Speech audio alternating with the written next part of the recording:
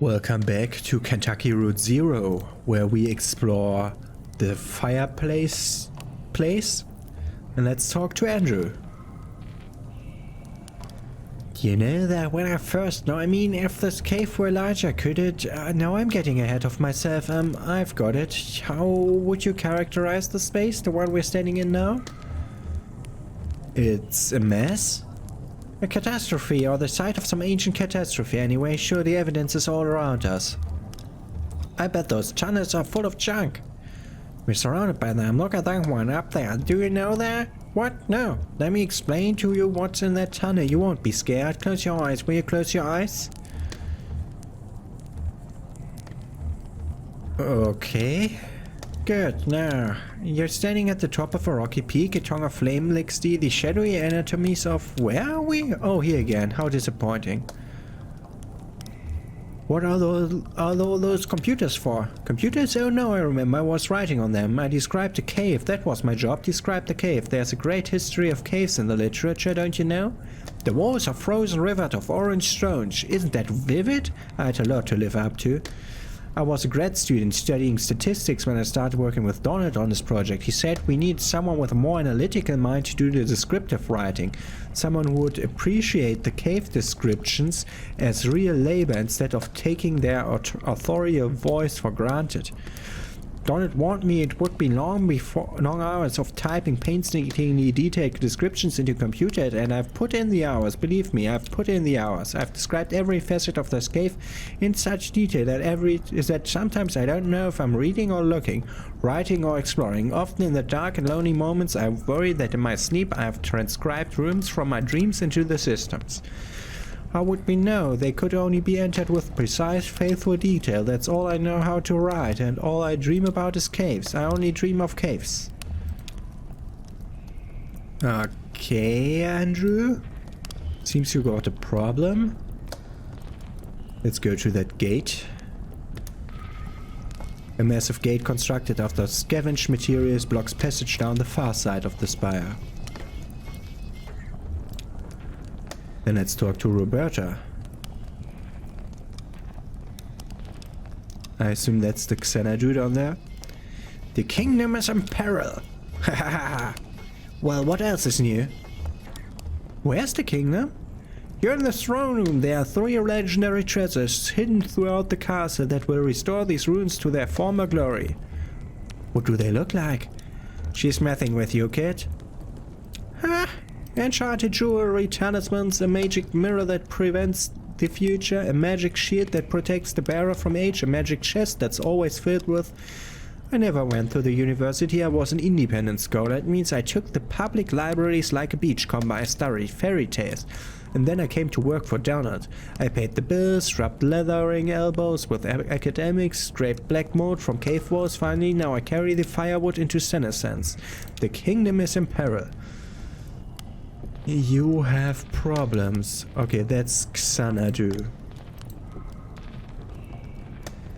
And that leads back to Donald. Okay. Look at Xanadu. Baffling control panels are sheltered from the elements with a worn tarp. A closet-sized wall of knobs and wires looms behind the machine, humming faintly. An electric typewriter is the only easily recognizable component. Turn it on.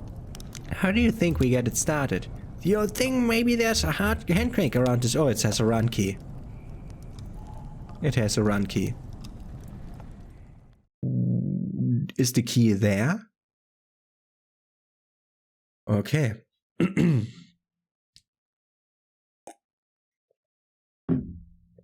Xanadu. We're inside a computer now? Maybe? Probably? Possibly? Yeah, that sounds broken. That's also loud. Xanadu. Yeah, the A is still wrong. At Den of Ardo. What?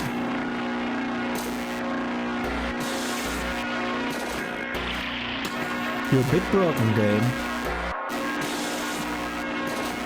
You are staying at the end of my... The exert is a place. Ah, that thing is in rough shape. Try blowing on it. Blow some dust off the keyboard and presses the return key. I was singing a teeny rope with a small... Okay, that's worse. Try typing help. That's... okay.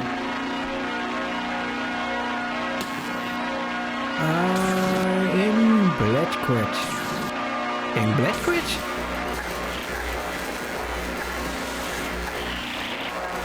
You are in B are your East Passage with everywhere. Lula. Someone and Lula removed the computer, something crying on their backs, being a pain. Lula, that... so everything... Did that say Lula? Lula. Donald in winter. I the machine school of mice so we won't type so much.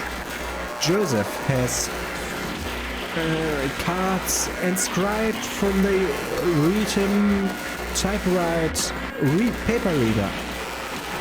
And you house your egg holding?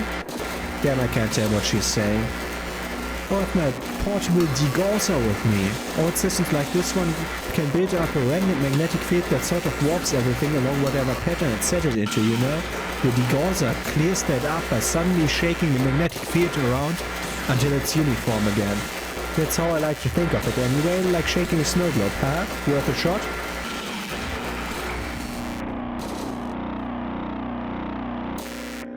Hall of the Mountain King.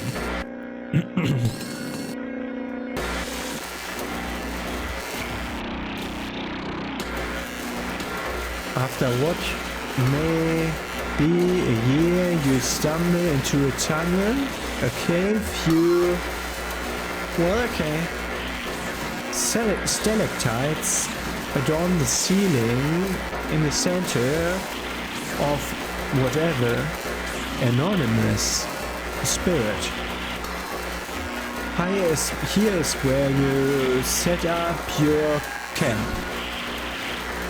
Premature enter file. Press any key to quit. This is a lost cause. What a piece of junk. Oh, I wanted to do this, though.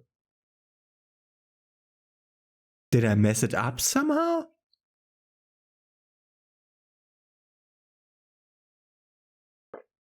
Hall of the Mountain King.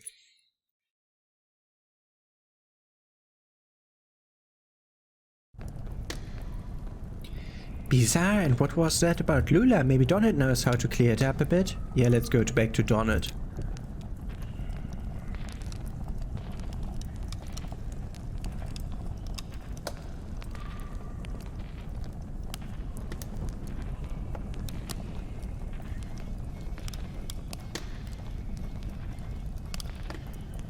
Yep, okay, we have seen everything here.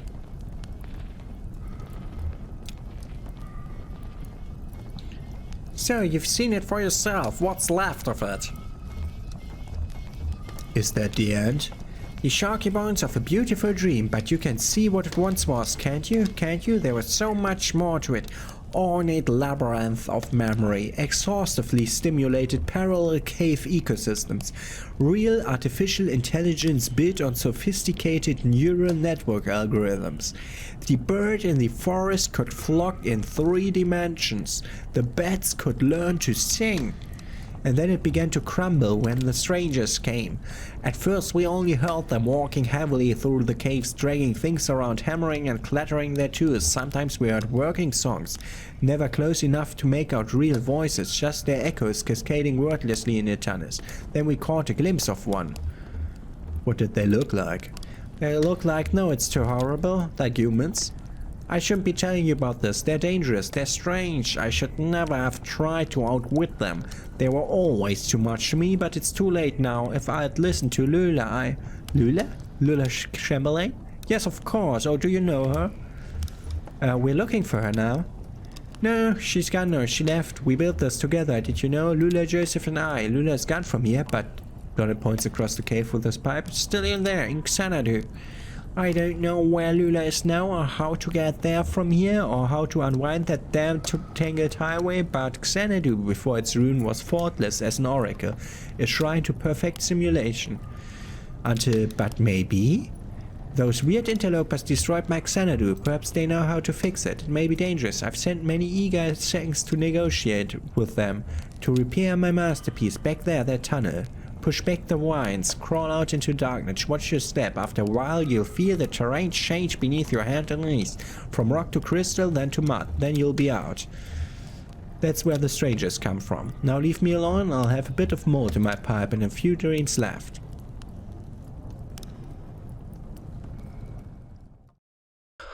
Whew.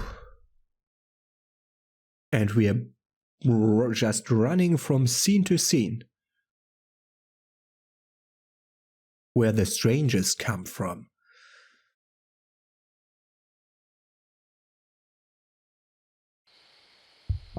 Oh, weird pace. Weird place.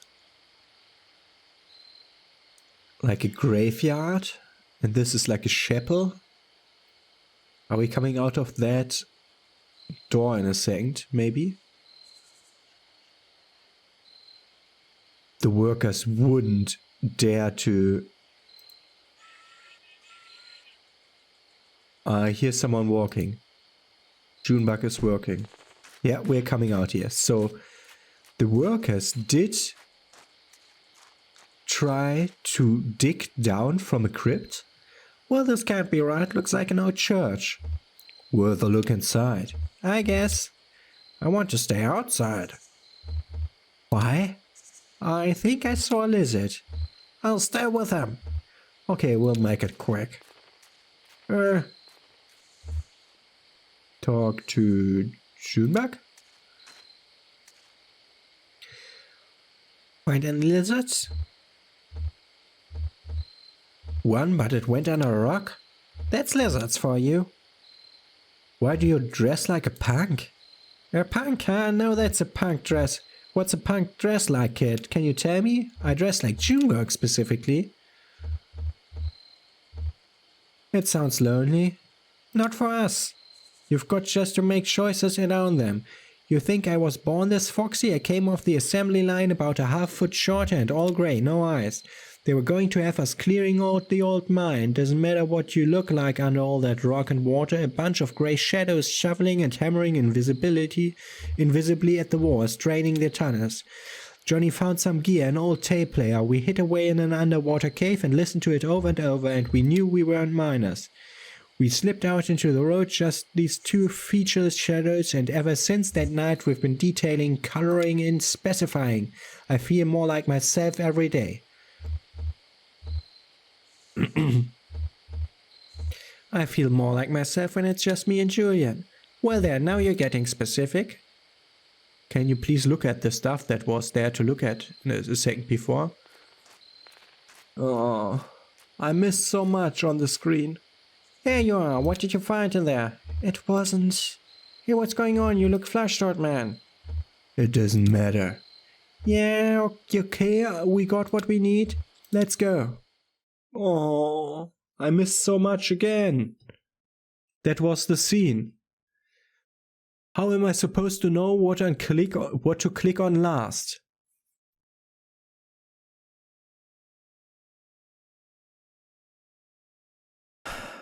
Should have gone for the lizard. Darn it. Is this your stuff? Trace an orbit round the road and close your eyes with holy dread. For we are mold and whiskey fed and drank from rivers down below. We found your strangers. We know how to fix your damn machine, but I'm not sure it was worth it. Oh, Soon the visions will return. What have you found? That was a weird voice. That was not the voice I gave him.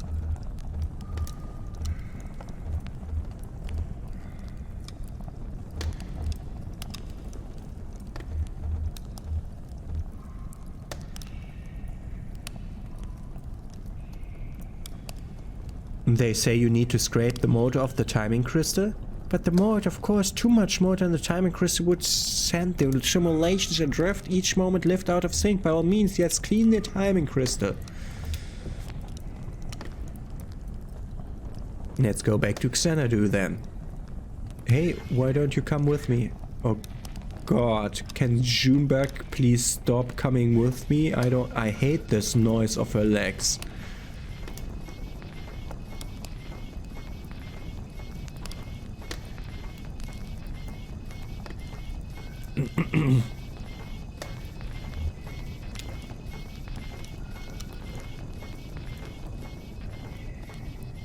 Do you see anything that looks like a timing crystal? Yeah, right there behind the control panel. It's filthy.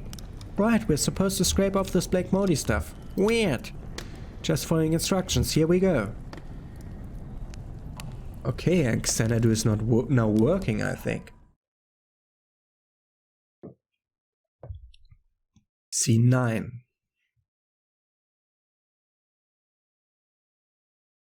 Xanadu again.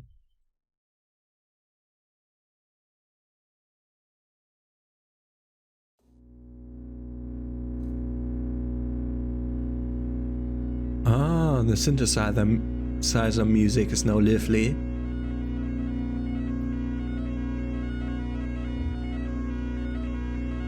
Do I need that?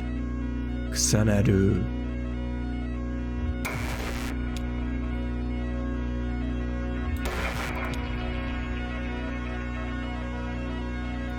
I think I can break it with a magnet at end of road.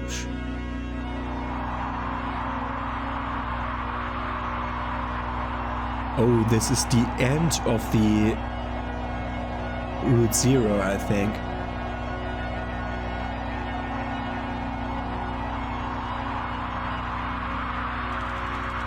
You are standing at the end of a road before a small brick building. Around you is a forest. Check out the building.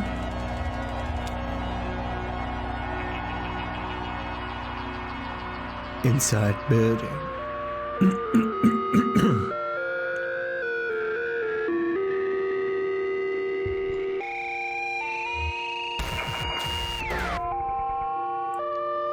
Okay, there's a mining lamp.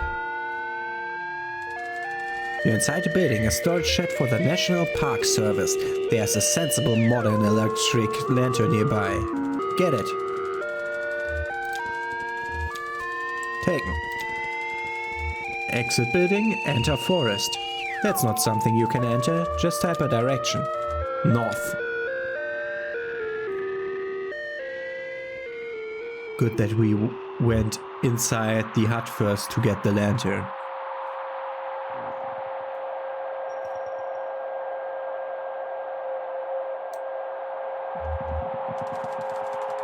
You are in open forest with a deep valley to one side. Can we climb a tree? Climb tree. I don't think much is to do. Is to be achieved by that. Sorry. Can we dig a hole? You can't see any such thing. Pretty limited vocabulary. Like every text adventure. South. You're in a forest. Wait, I went north, now I went south, and I'm lost already. North? You're in forest. Lula is here, soldering replacement components in a small handmade radio. Oh, we should talk to her. Ask Lula how she's doing. Hi Donald, I'm getting the strangest interference out here. I've been tuning the radio circuits gradually as we go, swapping capacitor values and tweaking resistor networks. It was working for a while, but everything I can pick up sounds so distant and muffled.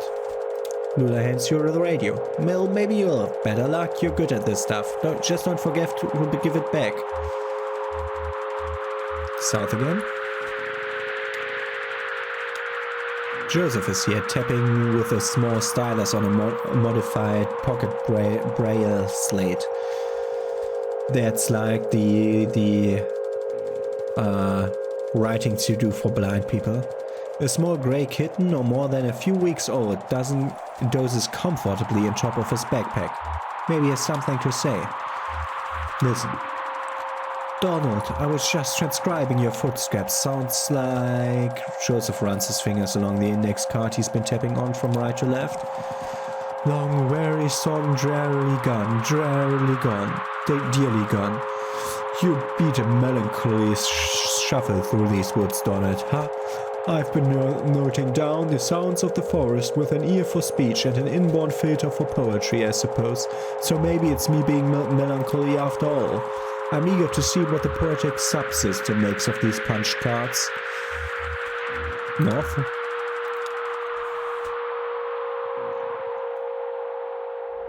At edge of hole.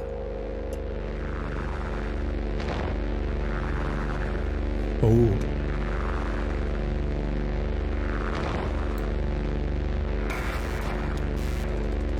You're at the edge of a massive hole. The dirt gives way to rock as the ground sinks into darkness. Computer tied to your upper back slickens with sweat in the afternoon sun. The rope slung around your shoulder has slipped under the strap of your backpack, digging uncomfortably against your collarbone.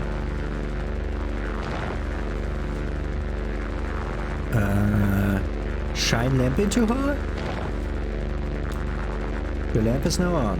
Shine lamp in hole. The lamplight only reaches a few yards down the hole where the rock is coated in slimy black mold. You can tell that the walls are too slick to climb safely without assistance.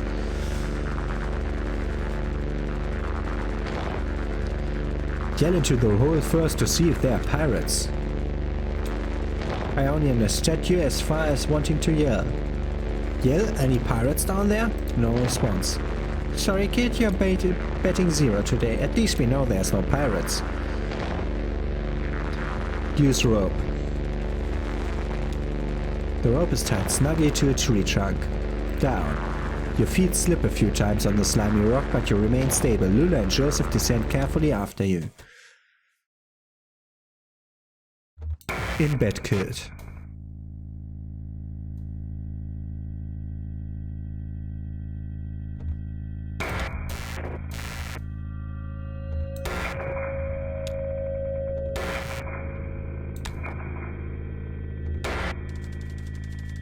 You're in bed, kid, a long east-west passage with holes everywhere. Joseph and Lula remove the computer equipment they are carrying on their backs and begin setting up. That's the last chip, so everything's down here now. Talk to her. Say something back. You make an awkward joke. Don't be so morbid. Lula looks pensive. What's the gear they're carrying? Asked Lula about gear. Sure, Donald. We may as well take inventory. I've got the tape machine and the synthesizer parts we borrowed from the School of Music. It's all tuned up so my voice so we won't have to type so much. Joseph has a slate and the punch card he's transcribed from the poems we read him. He's got the typewriter and the paper typewriter. And you've got the CRT display. How's your back holding up? Ask her where the treasure is. If we knew that, we wouldn't have to set up down here. I know you think this environment will help our project get us in touch with deep romantic reverence for some kind of profound natural spookiness, but I was more comfortable in our lab. University picked the worst time to cut our fundings, typical institutional stinginess and academic politics. I mean, I felt like we were getting really close to something. Anyway, I don't know if it's sustainable down here, you know, to live and work here together. Joseph looks uncomfortable. Jealous. Wait, Junebug is in the game? Hey Donald, can you help me wire up these generators? I'll assemble the synthesizer, but I could use some help with the serial interface a few times. You're an unfamiliar echo from a tunnel to the east. Maybe if we help Lula, she'll have some more to tell us. Help Lula? Thanks, Donald. I can never remember which color lead goes to which pin. Lula begins unpacking a box of wires and terminus. Do you think there are paintings down here? Cave paintings, I mean? Maybe some old pottery shards from when the world was young and early men and women huddled in these caves too? Do you know, I think cultural fossils are the saddest fossils, sadder than animal remains, I mean? We might come across a petrified mollusk or a partial dinosaur footprint and we say there was a point of contact here with a body where a body touched the earth, and maybe there's a little bit of evidential garbage. But the life who owned that body never cared and has moved on anyway. And that's the end of it. But suppose I shine my lantern in one of these walls and I see a crude painting, thousands of years old, 2 men and a woman, charcoal on blood, on rock, and blood on rock. Someone put that there to keep something on the rock after she passed, a hope, a relationship or a moment, a worry, maybe a regret. She made a painting to keep something alive for her, but like that dead mollusk and that itinerant dinosaur, she had to move on. Whatever it was is gone, and now we're looking at this painting, this dangling copy with no original. You're interrupted by the ominous echo of a grating, scraping sound from the east, louder than before. What the hell was that? Let's check it out. The sound. In tunnels.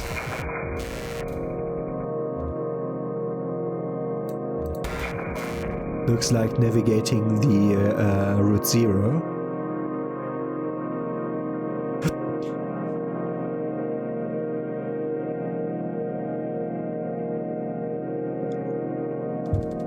You rush down the tunnels with Joseph and Lula close behind. That got kind of intense back there. No wonder they're still thinking about it. The tunnel narrows and soon you find yourself crawling on your hands and knees. Navigating the tunnel gradually becomes more awkward as smooth rock gives way to jagged crystalline surfaces. Scratches and taps echo from the end of the tunnel, some short and piercing, some slow and groaning as if dampened by water. The tunnel opens into a large room. In Crystal Room.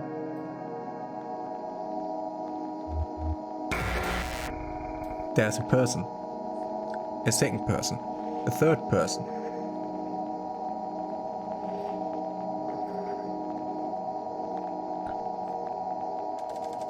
You're in a large irregular chamber. The walls, floor and ceiling are covered with crystalline projections. Strangers are here, scraping black mold from these crystals. They look up when you enter. One of them seems about to speak.